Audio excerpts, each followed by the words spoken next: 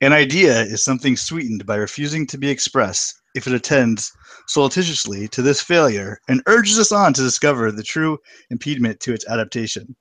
In that spirit and bearing that intention within us, we note here, as elsewhere, there are generally three alternative courses. The first is simply to accept without question and explanation someone in our proximity and whom we know proffers and then elects to modify out of concern that small details are escaping to set up camp opposite what is being said. The second is to surrender one's reluctance to withdraw from the presence of an unsolved problem by grabbing crudely at vacant affirmations that nothing further need be done, that everything to be accomplished was accomplished well before current advocates approached the threshold, coaxed forward by the desire to indulge their own vanity.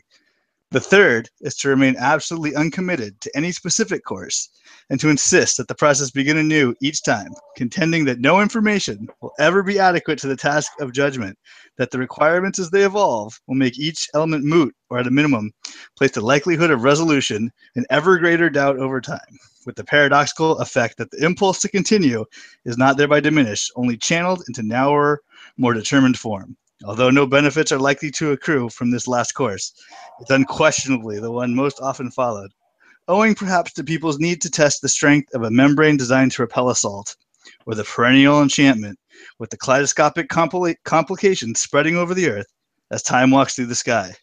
Hello, everyone, and welcome to the Tiltingground Untitled Notre Dame USC football podcast. I'm Michael Muto. I'm here with Greg Fulong. Greg, when we were planning this podcast, I bet you had no idea it would be a respite for modern American poetry. I did not. Now, why I picked that? It's a poem about choices that people face, how they handle them. And this poem was written by Will Fuller. Not that Will Fuller, but another one. A graduate from the University of Virginia, is a modern American poet. But I figure since Notre Dame's in a bit of trouble, the guy they need right now is Will Fuller, just like on Saturday. How apropos that he graduated from the University of Virginia. I stumbled upon this when I was trying to look up where Will Fuller was from. I thought it was very appropriate. And Will Fuller just destroyed the soul of all in Virginia this last weekend. So, I mean, should we just start at the end? Should we start at the beginning? How should we do this? It was an exciting game. It was fun to watch, and a lot happened.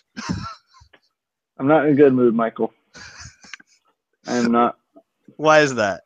I'm very upset. I just don't, why can't Notre Dame have nice things ever? No nice things. I'm so finished with the season-ending injuries. We just can't get like a hip pointer. We can't get like a high ankle sprain. It's just catastrophe all the time. I just want a normal go of it, right? I just want to have the team and to see if that team is good enough. I mean, we've lost our starting defensive nose guard. There are no offensive nose guards, but we lost our defensive nose guard. We lost our starting nickel, our starting tailback, our starting quarterback, and our starting tight end, all to season-ending injuries. Other than that, there is no one else on the injury report. So you have catastrophe or health. So, I mean, that's good, right? I don't get it. There's what's that? 5 guys. So there's 17 healthy guys. I'm so over it. And the funny thing is so like the thing about this team going into the season is why I predicted, a playoff run for them. Like, not a playoff run. I predicted that they would be a playoff team. Because it's like, oh, they returned 20 of 22 starters. That's great. Well, now they don't have 20 of 22 starters. They have like 15 of 22 starters. And while that's still good, it's not like unheard of. I mean, I'm going to be glass full. Glass half full. And, going into the season, the quarterback was a question mark. So I feel like we're just kind of right back where we started, right? The offensive line's still probably one of the best in the nation. The receivers are great. Running back maybe took a hit. But, quarterback's a question mark. We're just starting over. But you have 2 wins under your belt, right? Come on. They are. That is factually correct. They are 2-0. It's just annoying. I mean, look. Yes, I mean, you're saying that tongue in cheek. Obviously, it is. It's like, yes, quarterback was a question mark. We also saw said quarterback beat LSU in a bowl game. But I mean, look, DeShone Kizer, he's not terrible. It's not like we're bringing in Pat Dillingham off the bench, and he's like a former walk-on or whatever. Like, DeShone Kizer, he's a good player, and I think that he'll be able to do things that, well, maybe more consistently than Malik did. He's probably he had days in fall camp where he was the better passer. I mean, Malik lit it up against Texas. I mean, when Malik is on, he's unbelievable. But when he's off, I mean, he was not great throwing the ball against Virginia. I mean, he started 5 of 14. He ended 8 of 17 or something or other. I mean, it was not a great performance. So, I mean, we knew 7 of 18. I apologize. So that's 39%. That's not good. And we knew that we would see this, right? We knew he wasn't 19 of 22. He wasn't going to be doing that all season. We knew there was going to be a game like this. But the thing is, I mean, he rushed for 87 yards. He had them up 19 to 14. He hit the big bomb to Will Fuller to give Notre Dame the lead back. And he had them driving when he fractured his ankle. So, I mean, we knew this was coming from them.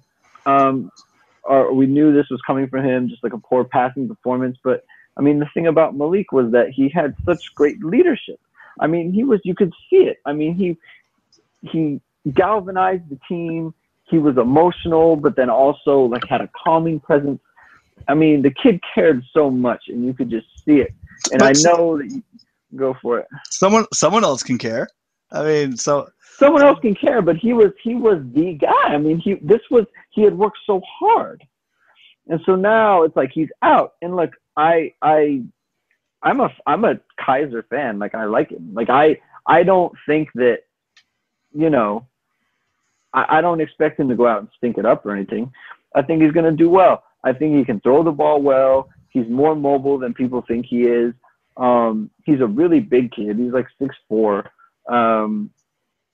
He's got a nice arm. He doesn't have Malik can wing it. He can Will Fuller. If anyone can outthrow that kid, it's Malik. So DeShone Kizer, he doesn't have the big arm like that in terms of the deep ball, but his arm is, I mean, just as good as Everett Golson's probably is. So, I like what we see there, but I mean, he's a redshirt freshman. He did not think he was going to play. His mother was at a barbecue joint during the game. She wasn't even watching. And so then that's her fault, because then she missed the fake field goal.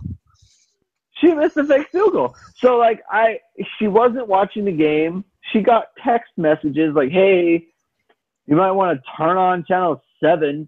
Your son is playing quarterback now and probably for the whole future of the season. So,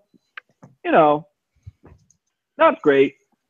And just as catastrophic was Malik Zaire's injury was Notre Dame's defense in this game. Yeah, they did not look good, Greg. What happened? Well, so here's the thing. Defensively, against the run, they were fine. Okay? Smoke, Mizell, he had 18 carries for 66, 3.7 a carry. He only got 2 first downs running, only broke 2 tackles. They were just fine, right? They had Mizell, 18 for 66. They had Albert Reed, 5 for 23. It just the third leading rusher was the quarterback. It just wasn't – they were fine. And then this kid, Matt Johns, throws for 67% passing, 289 yards, 10 yards attempt, or average yards per attempt. I mean, it's just the kid couldn't miss. Well, how come Notre Dame couldn't get any pressure? That's what I want to know. Someone should have got through. They have a good defensive line. They have the athletic linebackers. How come 0 sacks? What happened? Well, it's not just the 0 sacks, Michael. It was the 0 pressures as well. They did not get one pressure on him. That's not good. Is it scheme? Is it players? What's happening? You know what? It might have been more scheme. I mean, they just didn't blitz as much. You know, and not just that. You know, they said before the season that they're going to be, you know, lining up Sheldon Day all over the place, you know, defensive end. He's going to be rushing. They're going to move him around so the linemen don't know where he's going to be. Well, I saw a great number of plays on passing downs where Sheldon Day was actually dropping into coverage. Yeah, I noticed that too. I thought that was really weird. Not great. Not great. I mean, you just don't have any. You're not getting any pressure, and you get any quarterback the chance to just stand back there. They're gonna find somebody open, you know. And the corners are playing more off coverage than they have in the past. It's a big problem. I mean, look, Notre Dame 26 points should be enough against Virginia. It just should. With the talent they have on defense, you know, 4 touchdowns should be fine. It was not on this afternoon. They needed at least 28. Virginia ended up with 27. You know, it's a problem going forward. It's a big problem, and it's a big concern, even more so than the quarterback is. Like, what's their excuse? True. Yeah, these are good players. There's no one's hurt.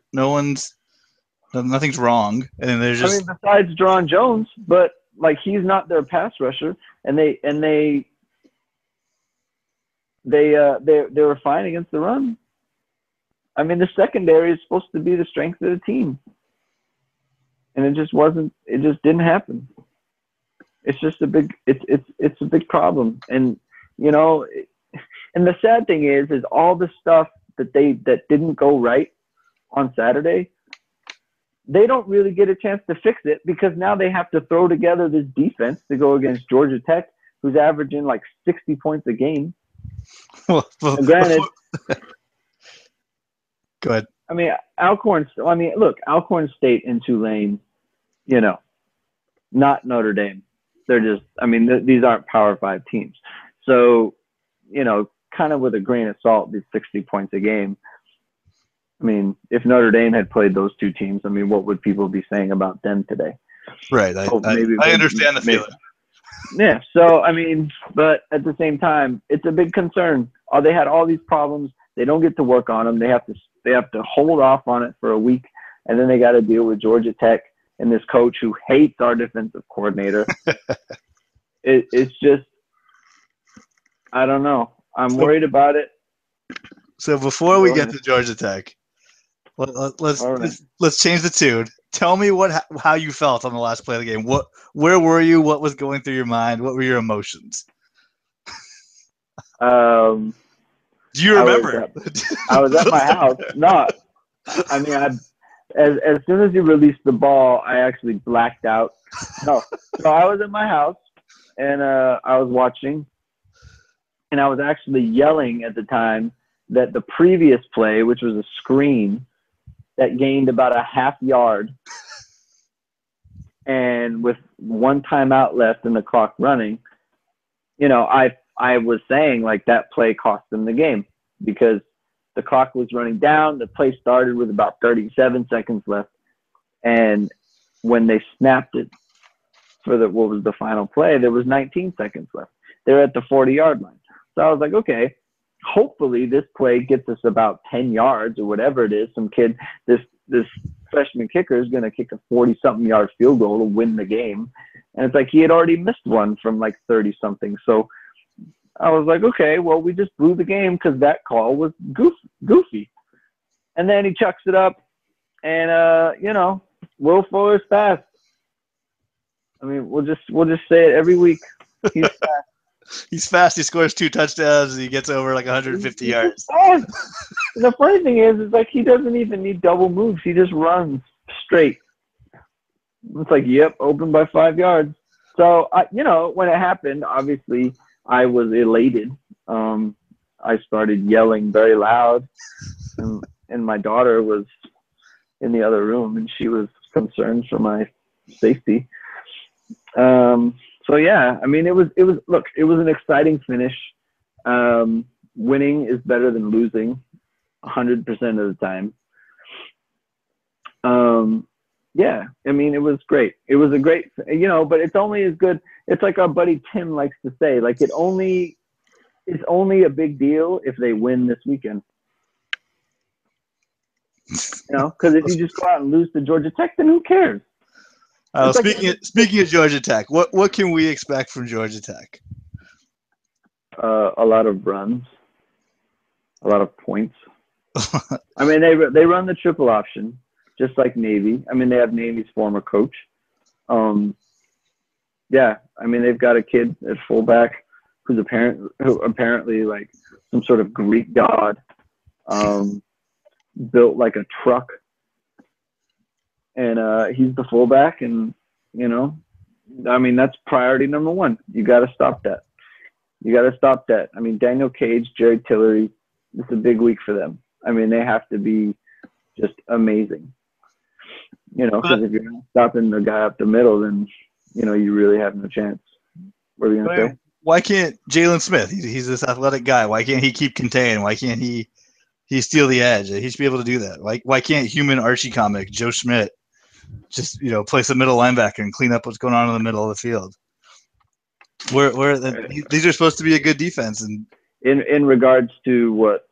Just the Georgia Tech offense. They just run the ball. It's going to happen. Well, no, but it's just. I mean, it's the scheme, right? Right. I mean, so like Jalen Smith. I mean, Jalen Smith will probably be playing more on the edges in this game, just because. I mean, that's where they need him to be. I mean, because like. As much as Georgia Tech will run up the middle with the fullback, yes, but they're also going to stretch the field wide, and that's where he excels. I mean, look, he's 240, but he's not like a thumper in that way. I mean, he can do it, but that's not where he separates himself. He separates himself on the outside, and teams try to get on the edge, and you're just not going to do that. I mean, Virginia tried. They like every screen they ran was like right at Jalen Smith. And every single one of them was just eviscerated by him. It was actually kind of funny. Like they kept doing it. It was almost like they thought like, oh, law of averages or something. But it wasn't law of averages because Jalen Smith is a very good player, and it is in everyone's best interest to just stay away from him, especially in space. So Notre Dame's going to try to get him in space this week, and he needs to have a big game. And it looks like the leaky part of the defense is the secondary. And is Georgia Tech throwing that much? Do you even have receivers? I don't know.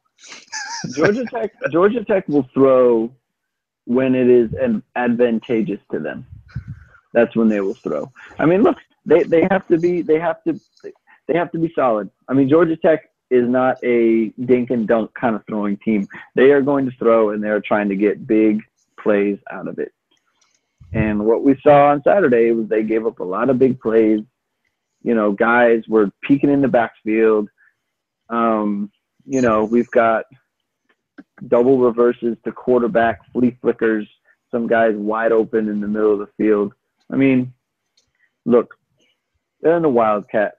The quarterback starts at wide receiver. If he motions back towards the middle of the field, I mean, what do you think is going to happen? Why do you think he's doing that? So, they got to be smarter. They got to read their keys. I mean, it's all about the discipline, right? It's all about being disciplined, knowing your key on defense, playing your assignment, and trusting everyone else to do the same. If they can do it, I mean, they can win the game. There's no reason they can't. I mean, they're probably pretty bitter that they lost their quarterback and now they're underdogs at home to a lower ranked team. It's probably a little bitter for them. So, I mean, we'll see. We'll see. What kind of team are they going to be? So I have a name for you that I think might put a little sunshine on your day on Saturday. Oh, it's a name from the past, a name from Brian Kelly's past, and it's Zach Collaros. That is when Brian Kelly was at Cincinnati. His team was undefeated. His starting quarterback goes down, Tony Pike, and here comes the backup, and they just kept right on rolling. They were undefeated until their bowl game. So Brian Kelly can do it. He's a quarterback whisperer. I appreciate you. I appreciate you trying to make me feel better. That's what I'm here for, man. Zach Collaros is basically Malik Zaire. So Tony Pike was Everett Golson. Collaros was Malik Zaire. Deshaun Kaiser is so Collaros was like a runner. Like he ran the ball all the time. Now, granted, and that's the thing, because he was such a good runner, that opened up the rest of the field because they had to deal with him running. And that's my main concern is, will teams respect the read option with Kaiser like they did with Zaire? And that's what opened things up for Prosite. I mean, look, I love Prosite. He looked great. He's looked great all season. He's doing a great job. And, you know, you kind of expect, like, oh, can he keep this up? I mean, he's a converted wide receiver. I mean, you know, there's no reason to think that he can't just because he was a converted wide receiver. Like, he wasn't – it's not like he was playing wide receiver his whole career, like in high school. Like, he's a great athlete. So they said, okay, play receiver. We have running backs. Then they didn't have running backs. So it's like, okay, play running back. So he's doing a great job. Like most of the good college players were running backs in high school. Their quarterbacks are running backs in high school. Right. So I you know, he's doing very well, but will teams, what happens when teams say no? Like, we're going to make you keep it. Like, you are not going to give CJ Prosite the ball on the read option. You know, that concerns me. Are they going to respect it? Do they have to bring in safeties to deal with Notre Dame running like they would have had to with Malik Zaire? You know, which opens up, you know, one-on-one opportunities for Will Fuller and Chris Brown and Corey Robinson et al. You know, will that still be there? That's my main concern. I think the good things for Notre Dame going into this game is Georgia Tech has not played a team anywhere near Notre Dame's caliber. I mean, they are literally going from like Alcorn State and Tulane, non-Power 5 teams, to a top 10 team on the road. I mean, yes, it's hard to simulate, you know, Georgia Tech in practice. It's not any picnic trying to simulate Notre Dame in practice either. And playing those two powder puffs, like, that's not how you prepare for a game like this. So Notre Dame, look, they're battle tested.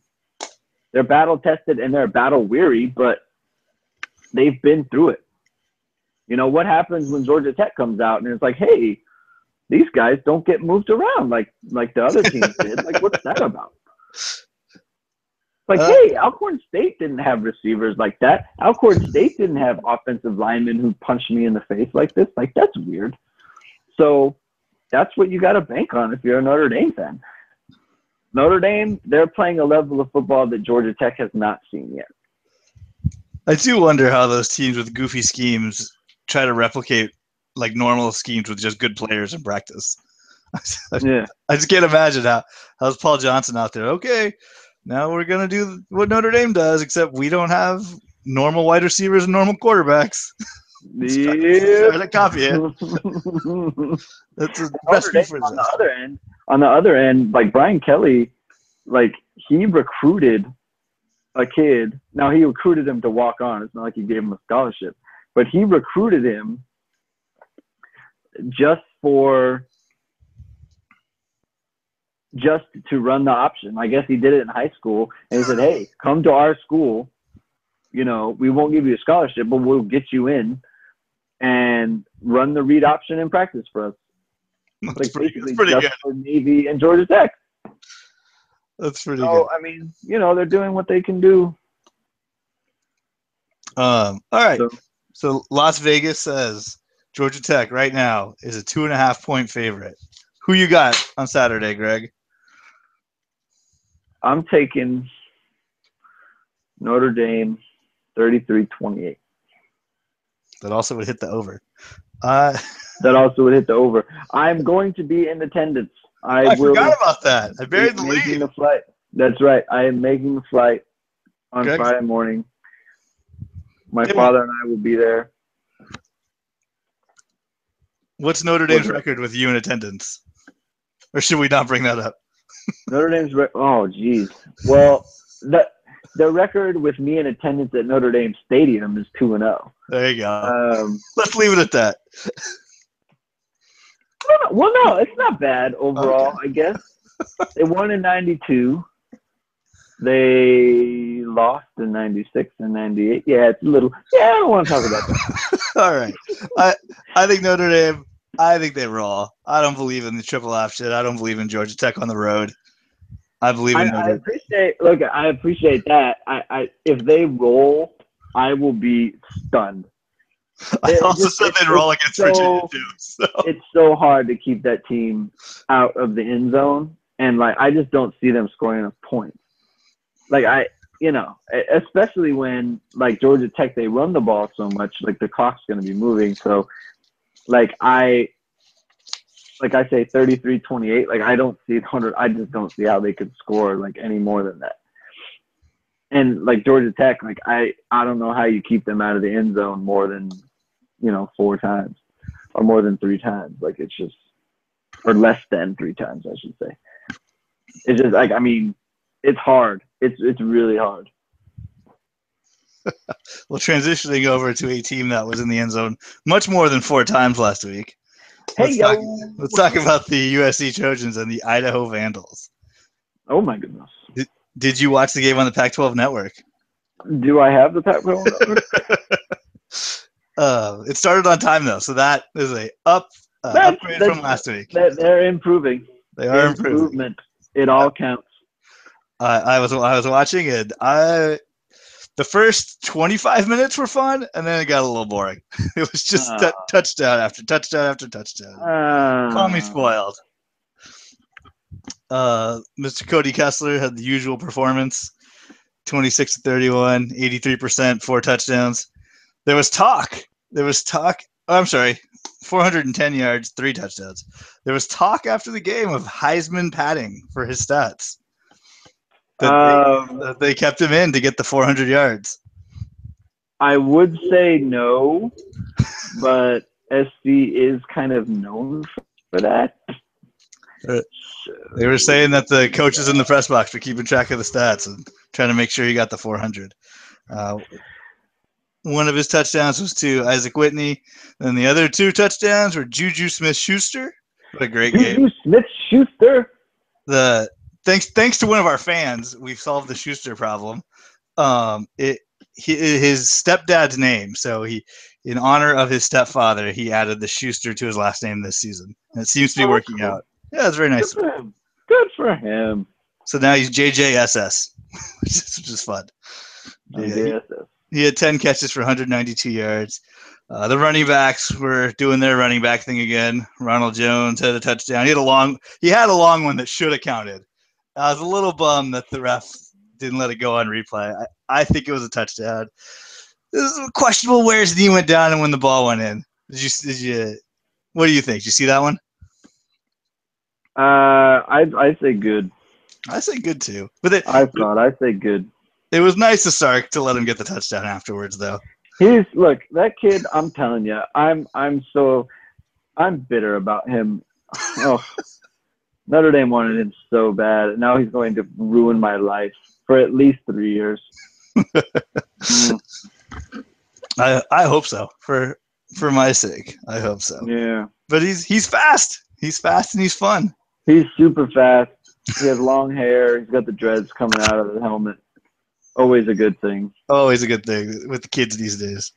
Yeah. The rest of the running back gang, Justin Davis was back. He got 2 touchdowns. So welcome back. Trey Madden, he had 2 touchdowns. So it's like 4 on the year for him. I mean, they just give the ball to everybody. I think 7 people carried the ball, not counting quarterbacks. That's a lot of running backs. And then 14 people caught passes.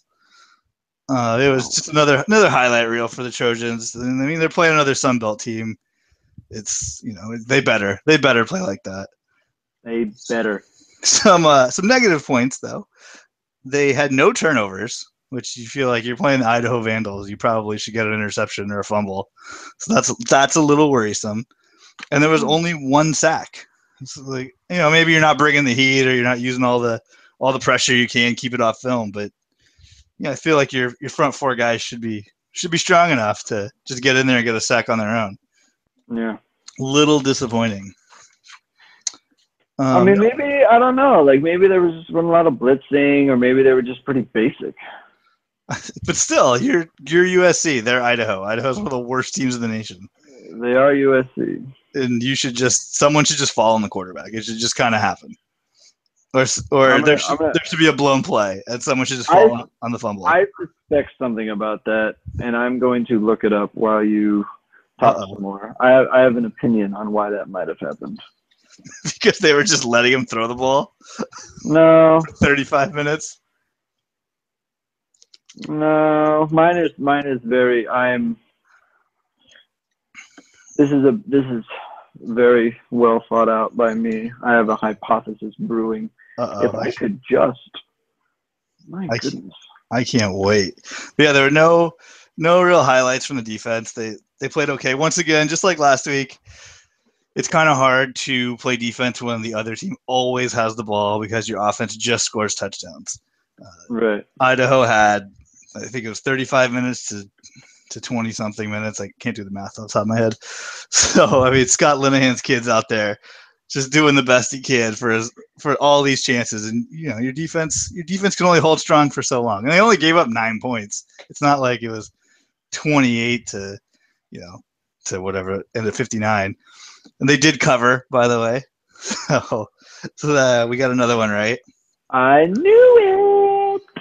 Notre Dame didn't cover, though. They did not. I was hoping for a backdoor interception return on some Hail Mary.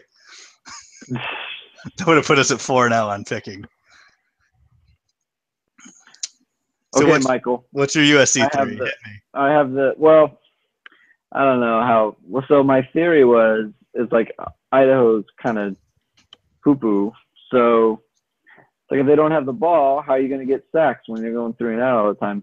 But they ran 77 plays. So, yeah. Yeah. I don't know. They ran 77 plays and they had 45 passes. Well, Makes you think. I know. That's why I brought it up. Just trying to get the people thinking. So on to a team that hopefully won't have 70-plus plays. The game next week, or this coming week, is the first Pac-12 game of the season. It's It's Stanford at USC. So that's exciting. Pac-12 action. The games count. This game, actually, it doesn't matter. I was going to say, actually, it is on TV. It's on ABC. Yep, 5 o'clock Pacific. It's probably the national game, too, but at 8 o'clock when people are starting to go out. Unfortunately, I won't be able to see it because I will be driving back to Chicago. It's at the lovely Coliseum. Stanford's 1-1. They lost to Northwestern, a game we watched together, and they looked awful. They did not look good. Kevin Hogan was actively trying to throw interceptions. It was embarrassing. It was. I don't know. Then they beat UCF. I'm not sure how good UCF is. Blake Bortles is gone, but they beat them. They beat them pretty soundly, 31-7. I don't know, but you lost to Northwestern, so I don't know what to think about Stanford. Well, Mike, they say the greatest improvement is between the first and second week. It shows. Yeah. Yeah. Good. Everyone says Stanford's physical, and I think that's like code word for slow, or I don't know. They're physical. That's what everything keeps saying. and it doesn't matter if you can't catch the fast, good athletic players. I think if you're a team that employs a fullback, then you are just physical. Like you have fullbacks, you're a physical team. That's just what they do. It's like, oh, okay, I got it. You run power. Got it. It's the same bit. Like I was watching Michigan last week, and you know, they have 2 tight ends, so it's like, oh, they're instilling the toughness. I can see it. Like, really? Like, that just means their receivers aren't good, right? That's I don't get it. Like, they're tough. Like, why? Because they ran for 2 yards on that play? Like, I don't all right.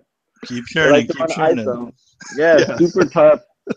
I don't know. I can't imagine their defense is that good. I mean, yes, Northwestern they've only given up like 2 touchdowns, but those touchdowns were from Northwestern and UCF.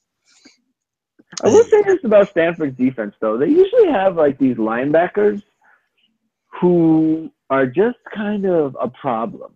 Like, they're just scrappy, and they're always like flying around in the right place. Yeah, and they're just like, I don't know. They look kind of, how do I say this appropriately?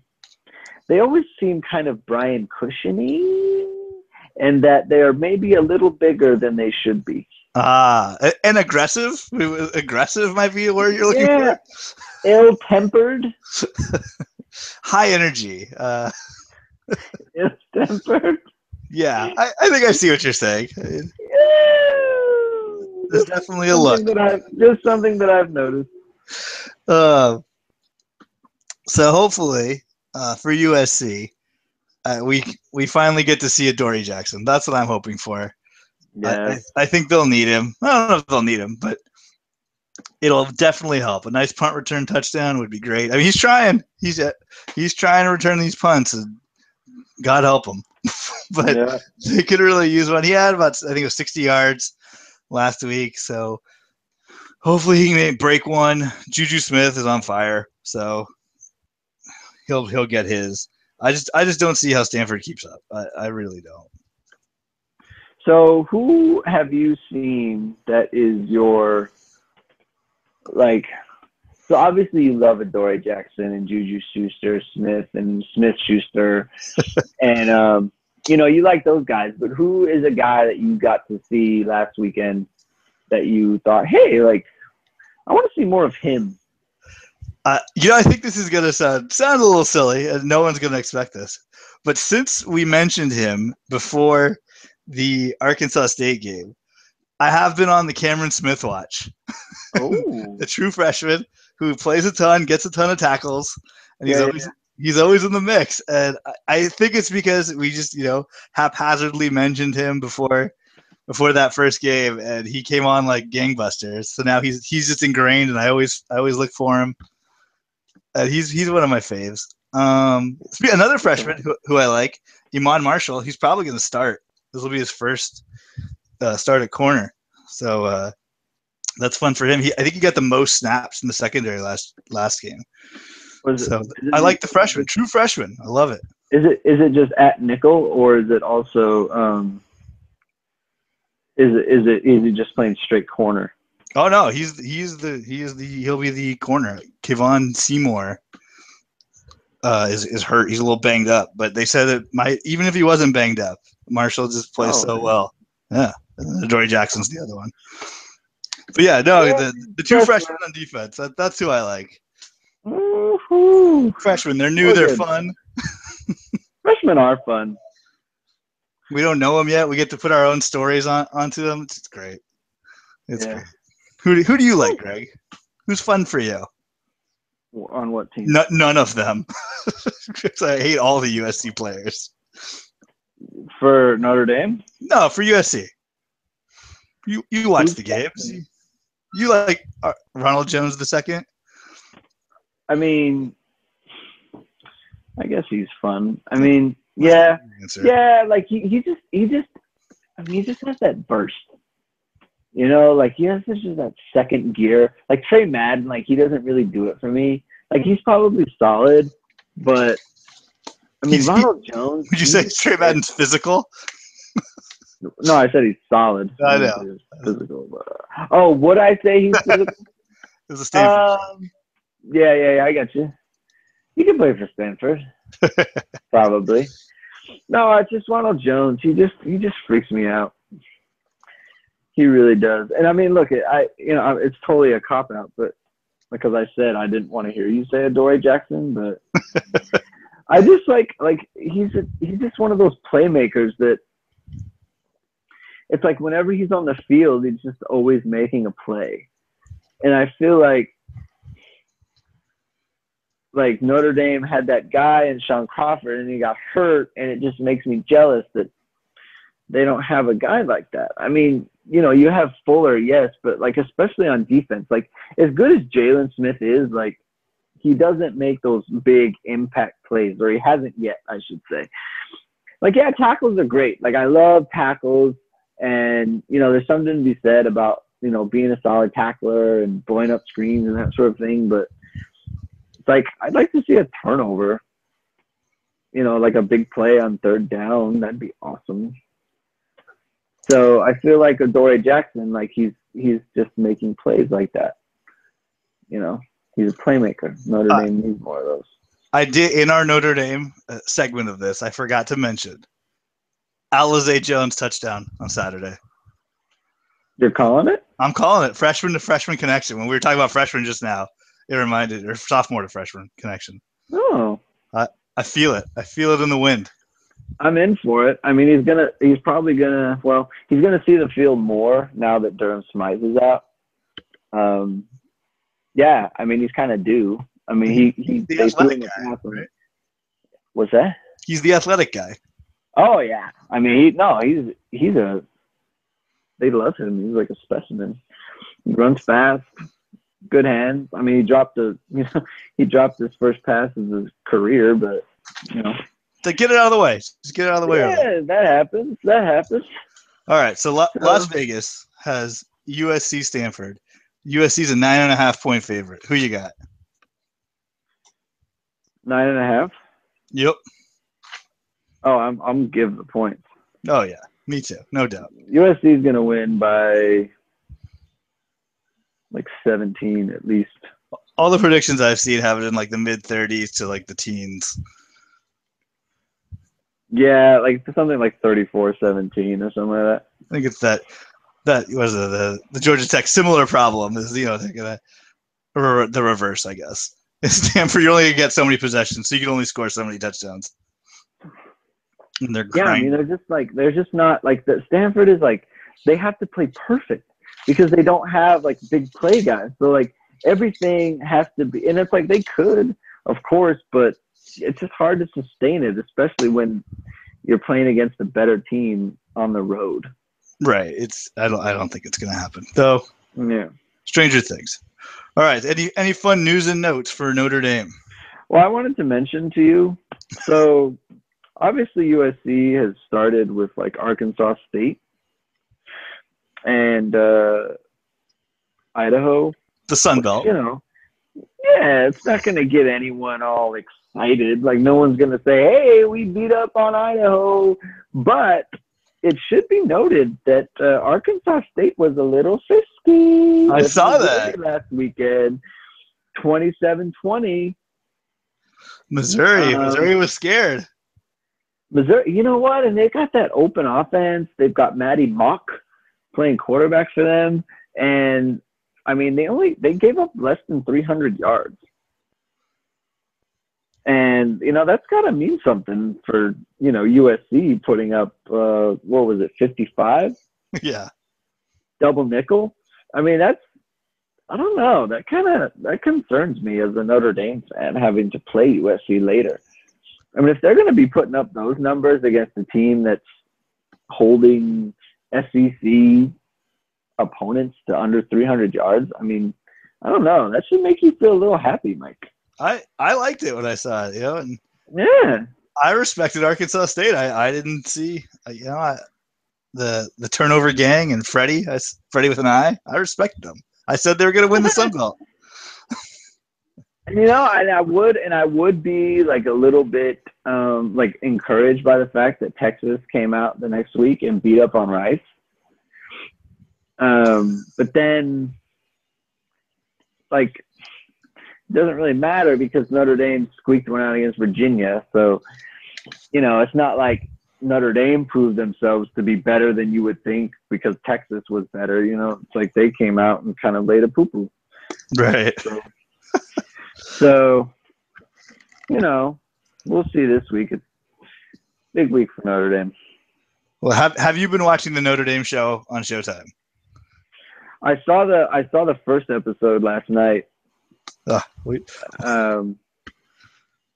I know that I haven't seen the second one, but I know it's probably difficult for a Notre Dame fan to watch. Well, spoiler alert, Malik Zaire cries a lot. He should cry a lot, man. That stinks. Well, Folston didn't cry a bit. Well, maybe when he first got hurt. They didn't really show him. No, he came back. They showed him in this one. He was back on the sideline coaching him up. Oh, was he?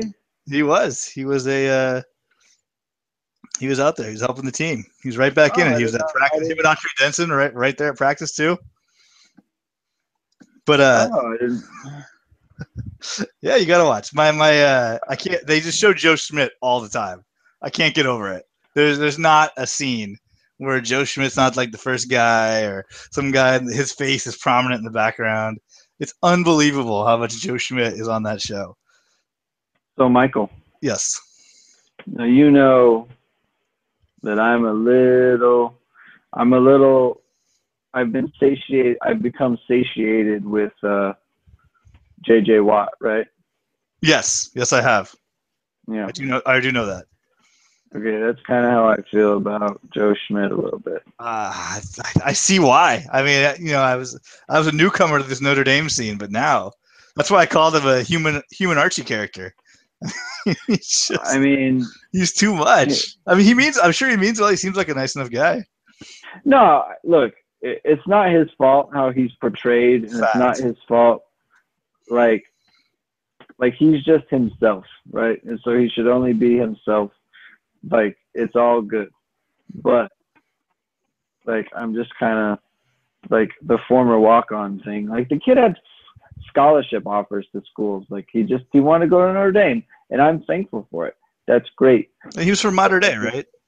Yeah, like, this whole Rudy thing is just kind of, I'm not into it anymore. And I don't know. And frankly, it has a lot of, it's clouded a little bit with the fact that against Virginia, he was terrible. Well, he had a cast on. I noticed that. What does that have to do? I don't know. What does that have to do? What does that have to? I'm not talking about tackles. I'm talking about drop where you're supposed to. Don't go run into the flat to guard a guy who's already covered by the guy who's supposed to guard him, and leave the guy wide open in the end zone for a touchdown. Like, that's what I did see that. That was nothing to do with your cast. That's true. No, just know where you're supposed to be. That's my thing. Well, one other takeaway from the Showtime show is that Chris Brown loves the Bundesliga and Boris Dortmund. That's his squad. He was wearing their jersey. So that's fun. That's fun. Let's see. Any fun USC? Yes, I have some fun USC news and notes here too. The bad news for you and I: no Pac-12 network on DirecTV. I know the rumors are out there, but they said no. They're not selling out to AT&T. They're standing strong, so that means we don't get to watch. Oh well. Oh, good. And then the big news from USC this week: not the win, not the upcoming Pac-12 game against Stanford. The big news. Allowed at practice by the NCAA, blind long snapper Jake Olson. That's kind of cool. He was a kid that used to hang out with Pete Carroll's Trojans. He loves football, and unfortunately, he lost all his eyesight, and he had some kind of cancer, ocular cancer. He played at a local high school. Cool. He's a long snapper, so they said they're going to try to get him in a game, and that's pretty neat. So, I'm sitting here talking to you on a computer, and there's a blind guy that's about to play college football. Yeah, absolutely. puts it in perspective. That's really cool for him. The story was everywhere. I urge anyone who listens to check it out. It's uplifting stuff. Cool for him. Cool for USC. Good, kudos to that whole situation. All right, Greg, I think that just about does it. That'll do it, man. I want to thank everyone for listening. Greg, what's your Twitter handle for all his Notre Dame thoughts and musings? 2126. I'll remember it one of these days. I am Michael Muto at Twitter. The Tiltingground is Tiltingground at Twitter. You can reach us there, tiltingground@gmail.com if you have any questions. If you listen to the podcast, please subscribe on whatever you use to listen to the podcast. We'd appreciate it. Leave reviews. The ones that are up there now are fun, but I'd like to hear some from some of the other people. Yeah. So thank everyone for listening. Greg, have fun in Notre Dame. I can't wait to hear all about it. We may do an emergency one when you come back. You can tell me all about Touchdown Jesus and the grotto.